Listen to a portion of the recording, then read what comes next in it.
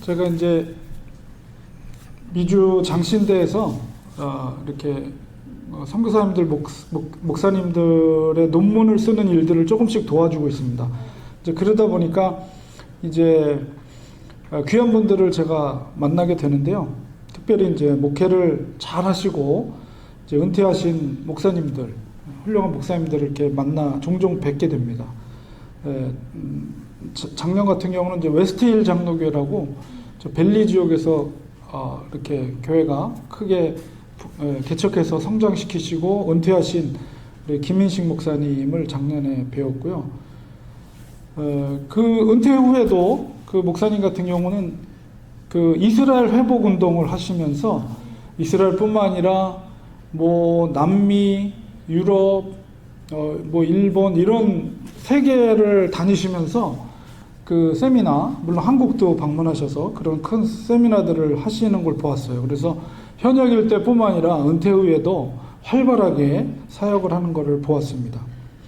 그리고 이제 얼마 전에는 그 통합 측에 총회장을 역임하셨던 그 임형성 목사님이라고 한국에서는 되게 희귀하죠. 4대째. 그 사실 목회자가 4대째라는 거는 이건 하나님의 특별한 은혜가 아니고서는 힘든 일인데 어쨌든 4대째 목회를 하시고 또 아버님도 노량진교회 담임하시면서 총회장을 하시고 이명성 목사님도 이제 4대째 하시면서 총회장도 하시고 은퇴하셨는데 이제 은퇴 후에 미주장신대에서 또 이렇게 박사과정에 입학하셔가지고 이제 가을 학기부터 공부를 하시거든요. 이렇게 그런 모습들을 보면서 깨닫는 거는 일선에서 은퇴하더라도 본인이 어떤 마음가짐을 갖냐에 따라서 그 이후의 삶이 하나님께 또 귀하게 쓰임받을 수 있다는 것입니다. 그리스도인들에게서 신앙의 은퇴라는 것은 있을 수가 없습니다. 마지막 호흡이 마칠 때까지 우리는 겸손하게 하나님의 손에 우리가 붙잡힌 바 되어서 쓰임받는 인생이 되는 것, 그게 얼마나 복된 인생이겠습니까? 우리의 인생 가운데 우리가 현역일 때 정말 믿음의 길을 잘 가는 것도 참 좋은 일이지만 그러나 은퇴 이후에도 우리가 믿음의 삶을 살아가는 것이 또 중요한 일입니다. 오늘 말씀 속에서 마지막까지 믿음의 그 경주를 잘 마친 이 사도 바울의 삶을 통해서 보통 이제 피니싱 웰이라고 그러죠. 잘 마무리하는 것. 피니싱 웰의 원리를 깨닫는 시간을 가지려고 합니다.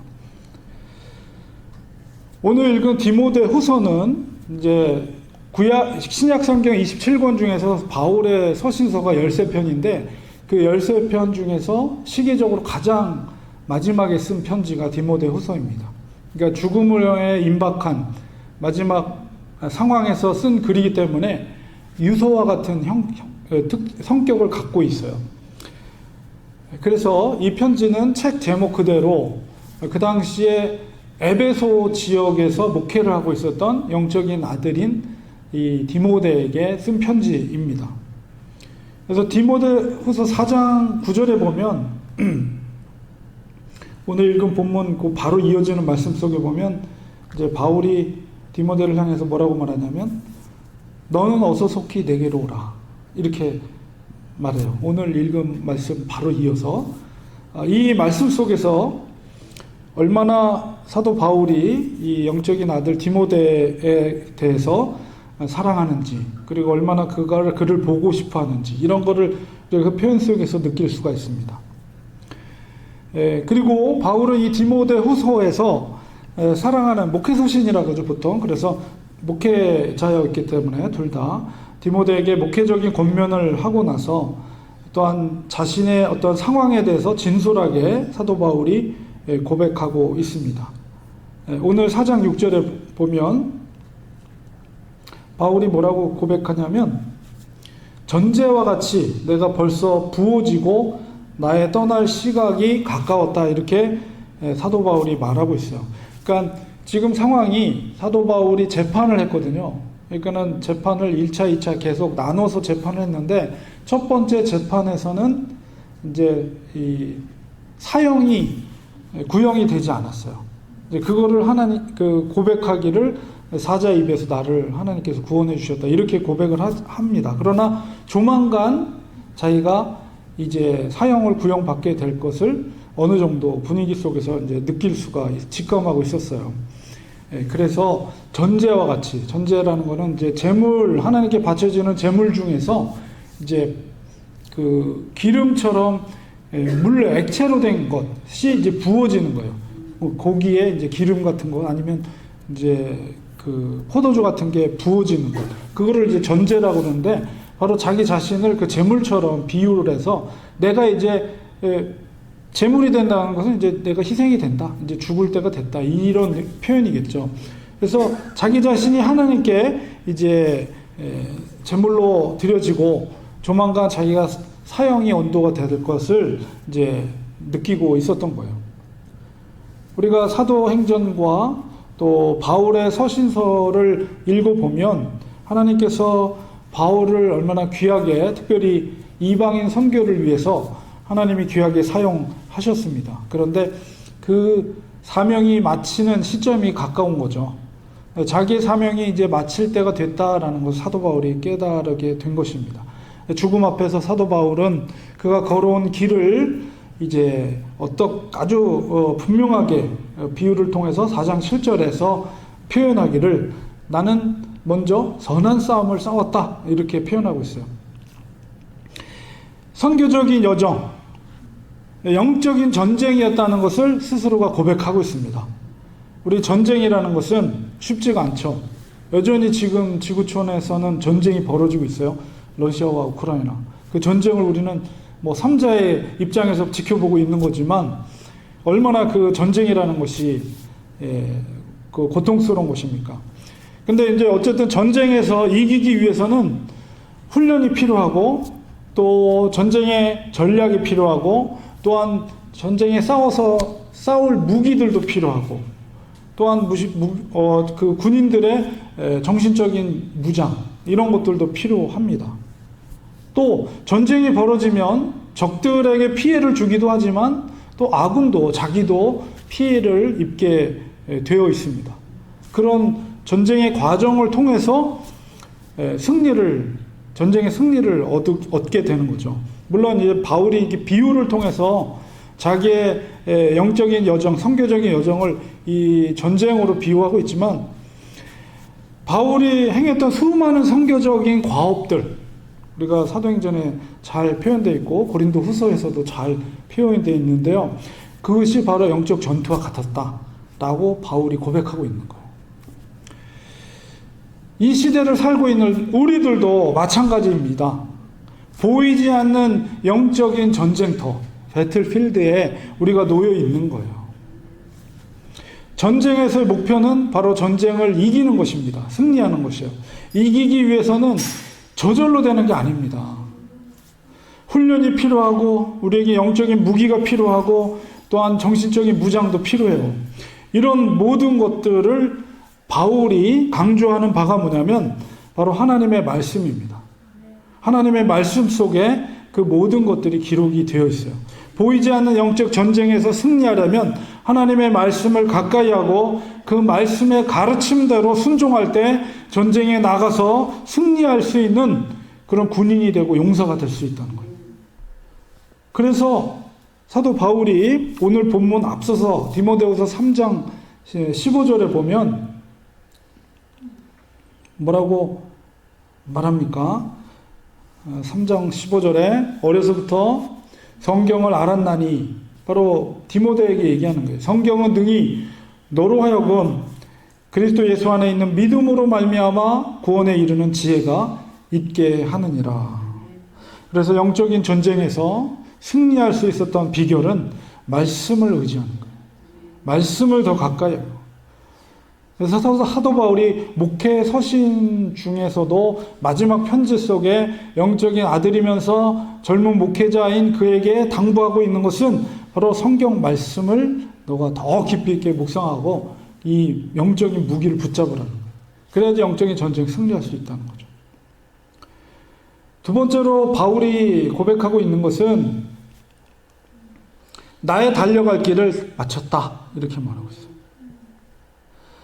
그가 행했던 선교의 여정을 그 당시에도 올림픽 대회가 있었어요. 마라톤 대회가.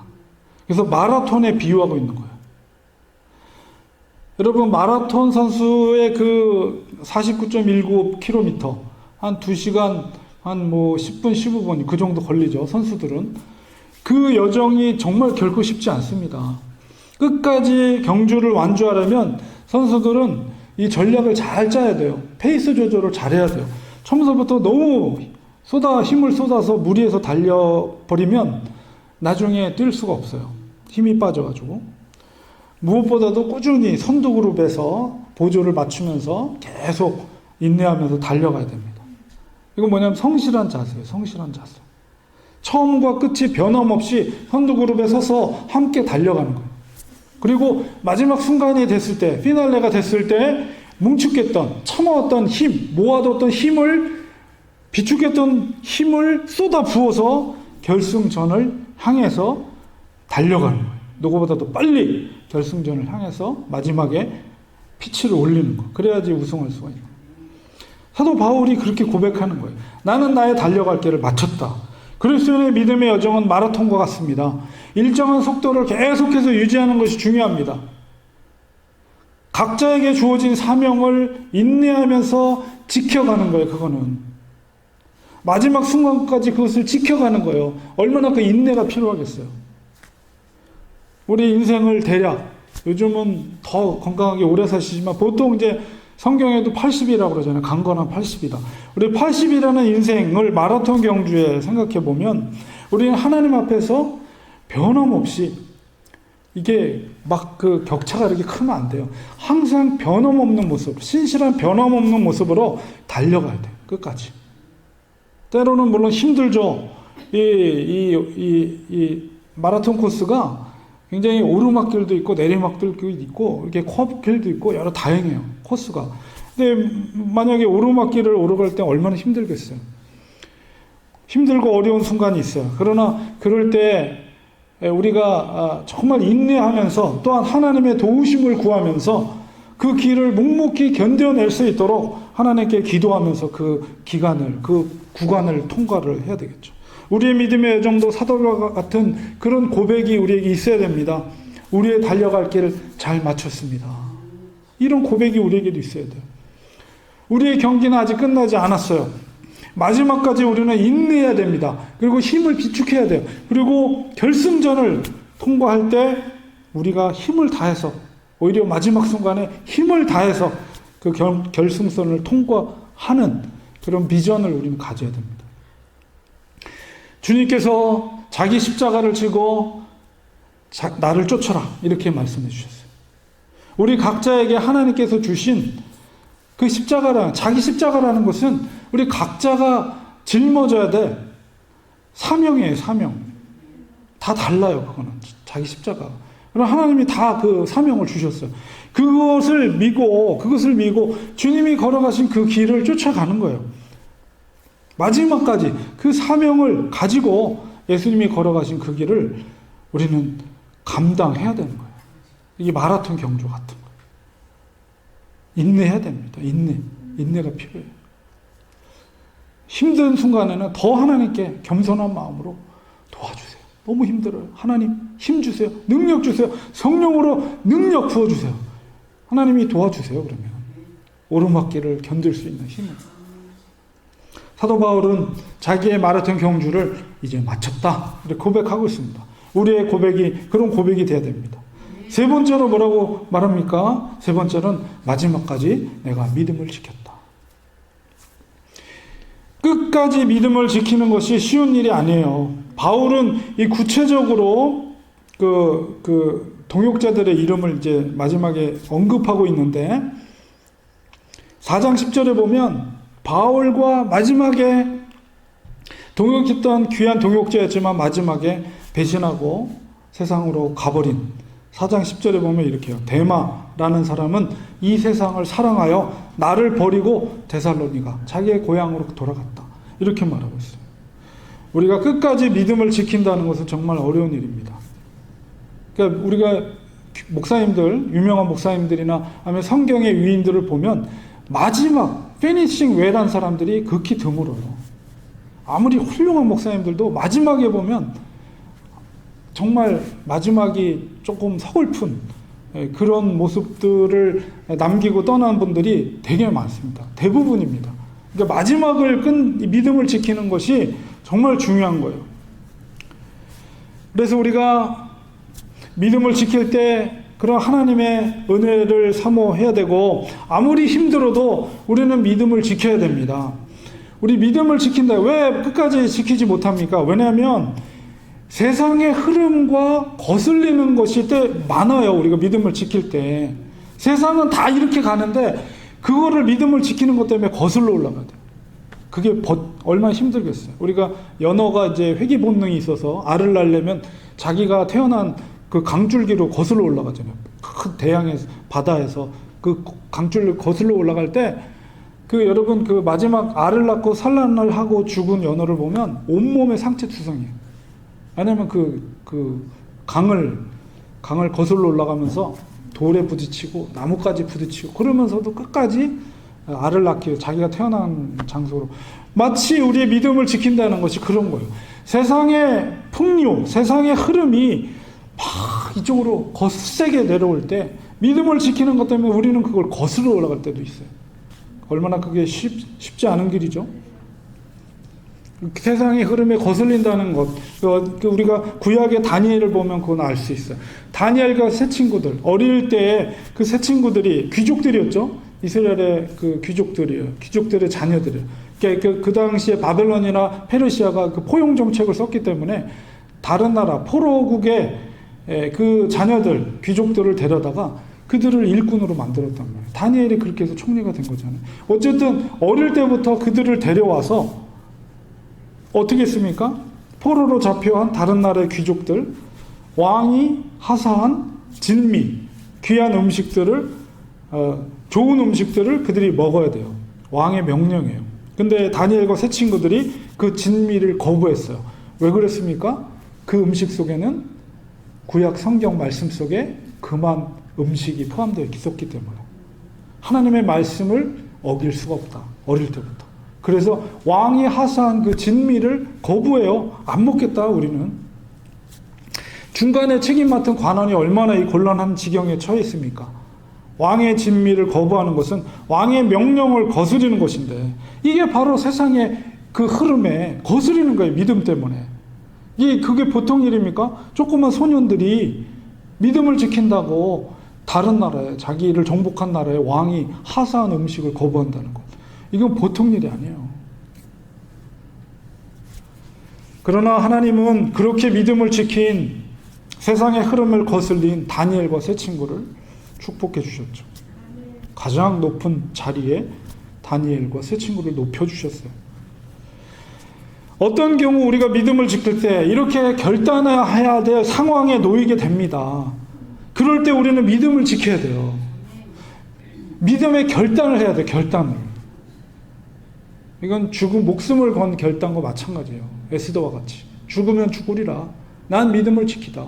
하나님이 두렵지 세상의 왕이 두렵지 않다. 이거거든요. 결국. 그리스도인의 삶은 세상 사람들에게 인정받는 삶이 아니라 바로 하나님께 인정받는 삶이 되어야 되는 것입니다. 믿음을 지키기 위해서 세상을 거스리는 일들은 계속해서 한 번 했다고 해서 끝나는 게 아니에요. 다니엘이 그거 한 번 했다고 끝났어요? 계속. 적들은 그를 공격하고 그를 죽이기 위해서 얼마나 그를 예루살렘을 향한 창을 열고 하루에 3번씩 기도했던 다니엘을 알고 있었기 때문에 그거를 이용해서 그를 정적을 죽이기 위해서 그런 꾀를 지고 사자굴에 집어넣고, 다니엘은 타협하지 않았어요. 그럼에도 불구하고 자기가 사자굴에 들어갈 줄 알면서도 예루살렘을 향했어. 70년이 마치면 우리의 민족이 다시 예루살렘으로 회복되게 하소서. 얼마나 간절히 기도했겠어요. 예루살렘을 향해서, 그 성전을 향해서. 하나님은 그런 믿음의 사람들을 통해서 일하십니다. 그리스도인의 삶은 바로 그렇게 믿음으로 사는 거예요. 그럴 때마다 힘들고 어려울 때마다 세상과 타협해서는 안 돼요. 끝까지 믿음을 지켜야 합니다. 사도 바울은 끝까지 믿음을 지킨 거예요. 그래서 내가 믿음을 지켰다 이렇게 고백하는 거예요. 죽음 앞에 서서. 디모데도 끝까지 믿음을 지켰습니다. 성경에 나오진 않지만 전승에 의하면 도미티누스 AD 81에서 96년 혹은 트라이아나스 황제 때에 바로 이 디모데도 순교를 당했다고 합니다.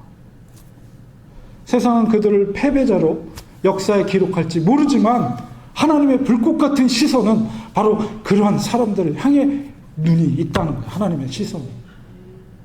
우리는 그런 믿음을 가져야 돼요.